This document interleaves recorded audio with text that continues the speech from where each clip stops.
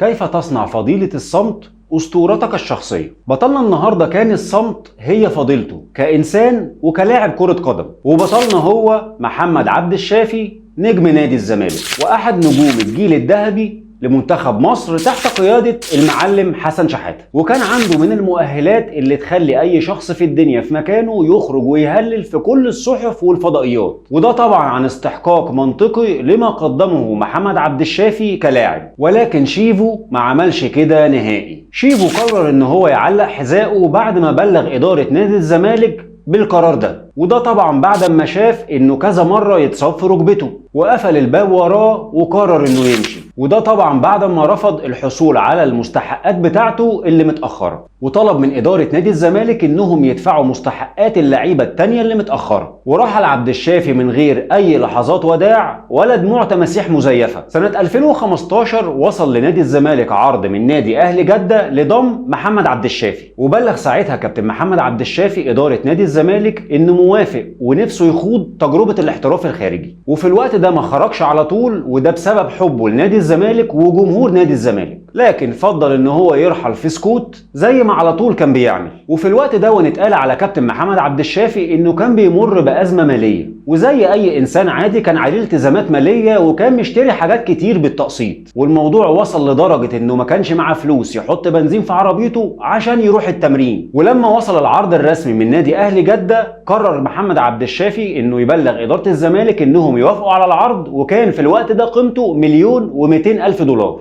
انضم كابتن محمد عبد الشافي لنادي اهلي جدة موسم 2014-2015، وخاض كابتن محمد عبد الشافي مع نادي اهلي جدة 113 مباراة، ونجح في الوقت ده بالتتويج ببطولة كاس ولي العهد سنة 2014، وكمان لقب الدوري السعودي سنة 2015، وكمان كاس خادم الحرمين الشريفين سنة 2016، وفي نفس السنة حصل على لقب كاس السوبر السعودي، ليتوج بكل البطولات في السعودية في إنجاز ما عملوش قبل كده ولا لاعب مصري. وفي ولا مرة سمعنا شيفو خرج يهلل ويقول على الإنجازات دي كلها، مع إنه كان بيلعب في أقوى الدوريات العربية في الوقت ده. ولو هنيجي نسأل سؤال، كم مرة في الوقت ده سمعت عن لاعب اتمرد على فريقه وامتنع عن حضور التدريبات للضغط على فريقه لقبول عرض الاحتراف؟ نعتقد طبعا ان الإجابة كتير، عشرات المرات. طب تعال اسألك سؤال تاني، كم مرة شفت لعيب خارج يعيط على قنوات التلفزيون بسبب انه هو سايب فريقه، وده طبعا بعد موافقة النادي للاعب انه يخوض تجربة الاحتراف؟ ما اعتقدش طبعا ان الإجابة هتختلف عن اللي قبل كده.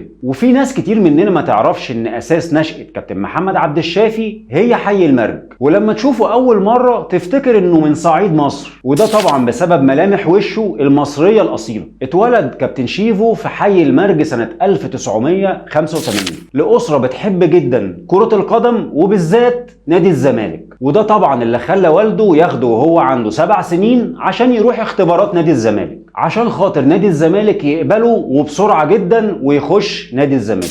قضى كابتن محمد عبد الشافي جوه نادي الزمالك 5 سنين ليتم وبدون انذار الاستغناء عنه، واتنقل الى نادي انبي سنة 2003 عشان يقضي موسمين مع فريق الشباب، وبعد كده اتنقل كابتن محمد عبد الشافي لغزل المحلة سنة 2005، ومن غزل المحلة يرجع تاني لنادي الزمالك في موسم 2009-2010 ليبدأ مع الزمالك موسم حافل بالبطولات لحد سنة 2014-2015. ولعب كابتن محمد عبد الشافي خلال فترة انتقاله الأولى لنادي الزمالك 158 مباراة، منهم 104 مباراة في الدوري الممتاز، سجل من خلالها 8 أهداف وصنع 8 تانيين، وكمان لعب 38 مباراة في بطولات أفريقيا، سجل من خلالها هدف واحد وصنع هدفين، وشارك كمان في 15 مباراة في بطولة كاس مصر وسجل خلالهم هدف واحد وصنع 4 أهداف. قصة درامية طبعا كبيرة تخلي أي لاعب يطلع يستعطف الجماهير على شاشات التلفزيون، لكن طبعا كابتن محمد عبد الشافي ما عملش كده ولا مرة. وطبعا أنا متأكد إنكم اتفاجئتوا زينا بالظبط إن هو طلع من حي المرج. وفي إحدى المباريات اللي كانت بتجمع ما بين نادي الزمالك ونادي تليفونات بني سويف في كاس مصر، قام شيفو بمراوغة لاعب من تليفونات بني سويف بالطريقة بتاعته المعتادة، فاختل توازن اللاعب وحصل له قطع في الرباط الصليبي، ليدخل عبد الشافي بعدها في نوبة بكاء شديد. وقرر انه يتكفل بعلاج اللاعب من ماله الخاص. وفي سنة 2019 رجع محمد عبد الشافي مرة تانية لنادي الزمالك بعد خوض تجربته الاحترافية مع أهلي جدة، في صفقة ظن جمهور نادي الزمالك في الوقت ده ما هي إلا تكريم لمشوار اللاعب. لكن كابتن محمد عبد الشافي صاحب ال 34 سنة فرض لنفسه مكان بين شباب الفريق، فما كانش خايف وقتها انه يقعد على الدكه احتياطي لعبد الله جمعه او كابتن احمد فتوح، وما طلعش اتكلم ولا مره عن ان مفيش تقدير على المسيره الحافله ليه كلاعب في نادي الزمالك، فقط التزم الصمت زي ما بيحب دايما. السؤال هنا، هل ممكن تكون ميزه الصمت هي الميزة الكبيرة لأي لاعب؟ وهل ده بيفيده على أرض الميدان؟ ووفقا لمحللي موقع FIF Play